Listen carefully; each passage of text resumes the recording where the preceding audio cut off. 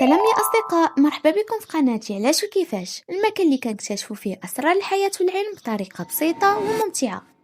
هاد الفيديو ماشي غير على الأب، هاد الفيديو على واحد الإنسان كيدوز حياته كاملة هو كيجري كيتعب كيسكت فقط باش الناس اللي كيبغيهم يعيشوا مرتاحين. الأب المغربي غالبا ما كيعرفش يهضر على مشاعره، ما كيقولش بزاف كنبغيك، ما كيعنقش بزاف، ويمكن حتى كيبان قاصح احيانا، ولكن الا ركزتي مزيان غادي تكتشف بلي الحب ديالو كيبان في التضحيات ديالو.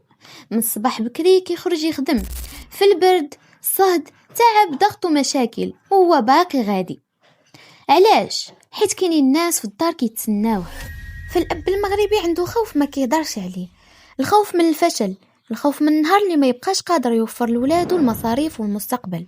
يمكن انت كتشوف باباك عادي، ولكن في الحقيقة راه كيحارب معارك كبيرة بوحدو. كاينين اباء خدامين النهار كامل باش يخلصوا الكرا، الضو والماء وقرايه ديال الوليدات، وفي الليل كيكون ميت بالتعب، ومع ذلك الا طلبتي منه شي حاجه كيحاول يوفرها لك. فالاب المغربي تربى على فكره خطيره، الراجل خاصو يسكت ويتحمل. لهذا بزاف ديال الاباء ما كيبكيوش قدام ولادهم، ما كيبينوش الضعف ديالهم حتى الا كانوا محطمين من الداخل، وهذا الشيء كيخلي بعض الابناء يظنوا ان الاب ما عندوش مشاعر. الحقيقه هو فقط تعلم يخبيها. فبزاف ديال الناس ما كيعرفوش قيمه الاب حتى كيكبروا. ملي كتكون صغير كتظن ان باباك قاصح معك في تصرفاته. علاش كان كيقول لك قرا، علاش كان كيمنعك من بعض الحوايج، وعلاش كان كيتعصب منك بسرعه. ولكن ملي كتكبر كتفهم باللي الحياه كانت ضاغطه عليه، كتفهم باللي داك العصب ما كانش بسببك، ولكن كان بسبب المسؤوليه. الاب المغربي مرات كيضحي باحلامه كامله، يمكن كان عنده طموحات واشياء بغى يديرها وبلايص يمشي ليها، ولكن اختار يخلي كل شيء على قبل العائله ديالو.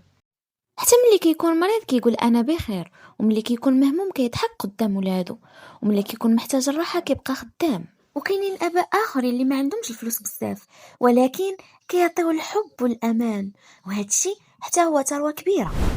ولكن كاين اباء قاسيين بزاف، وكاين اللي ما عرفش يربي بطريقه صحيحه. ولكن اليوم كنهضروا على الاب اللي حاول، الاب اللي تعب بصمت.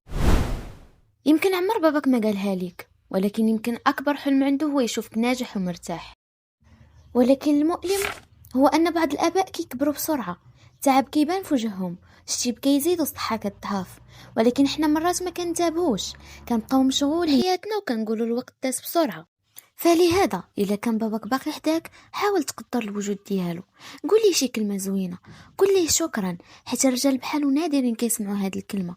الاب المغربي يمكن ما كيعرفش يعبر، ولكن كيحب بصدق، ويمكن الحب ديالو ما كيبانش في الهضره ديالو، ولكن كيبان في التعب، في الخدمه ديالو، في الخوف عليك. فالاب المغربي غالبا هو اكثر شخص كيتعب بصمت داخل العائله. سنين طويله هو كيجري بين المسؤوليات، بين الخدمه، المصاريف والضغط النفسي، بلا ما يبين التعب ديالو الحقيقي. بزاف ديال الاباء دفنوا احلامهم الشخصيه فقط باش يعيشوا اولادهم حياه افضل. كاين اللي ضيع شبابه في الخدمه، وكاين اللي تحمل فوق طاقته، وكاين اللي عاش عمره كامل وهو كيقاوم بصمت.